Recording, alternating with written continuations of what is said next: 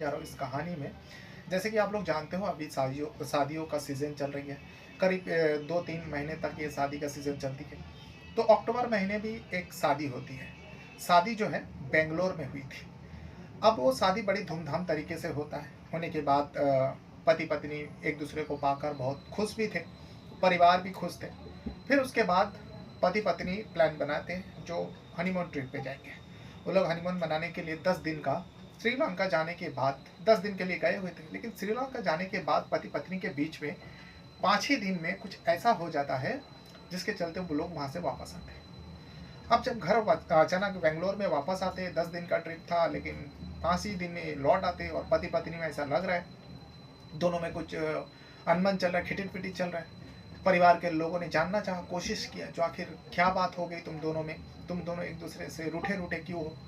परिवार वाले ने लाख कोशिश किया, लेकिन परिवार वाले को कुछ पता नहीं चलता। लेकिन हाँ, इतना पता चला था कि दोनों के बीच में बहुत ज़्यादा लड़ाइयाँ हुई थी, बहुत ज़्यादा झगड़ा हुई थी उस श्रीलंका में हनीमून ट्रिप के दौरान, जिसके चलते ये लोग वापस आए थे। और यहाँ तक भी पता लगवाया, जो इन दोनों का रिश्ता यूँ इस वजह से बिगड़ा क्योंकि इन दोनों के अंदर जो है शादी से पहले एक फ्रेंडशिप, एक रिश्ते को लेकर दोनों के बीच में झगड़ा हुआ, विवाद बढ़ा और दोनों वहाँ से वापस आए।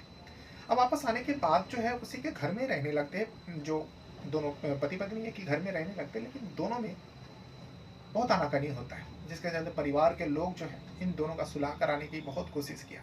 लड़की के परिवार को भी बताया जाता है, लड़की के परिवार भी जानने की कोशिश करता है जो आखिर गलती किसकी है, किस वजह से ये दोनों अभी नए शादी के जोड़ा है, ये लोग हनीमून में गया, फिर ऐसा क्या हो गया, आखिर किसकी गलती है, किस वजह से ये दोनों एक दूसरे से रूठे हुए हैं। यहाँ तक कि दोनों अलग रहने के लिए भी तैयार हो जाते हैं। अब मैं शादी को मैं 2 महीना ही हुई थी, लेकिन दोनों जो है अलग रहने के लिए तैयार हो जाते हैं, लेकिन परिवार वाला नहीं चाहते थे जो ये दोनों किसी भी हाल पे अलग हो, जिसके चलते परिवार ने बहुत कोशिश किया, बहुत मनाया, लेकिन नहीं माना।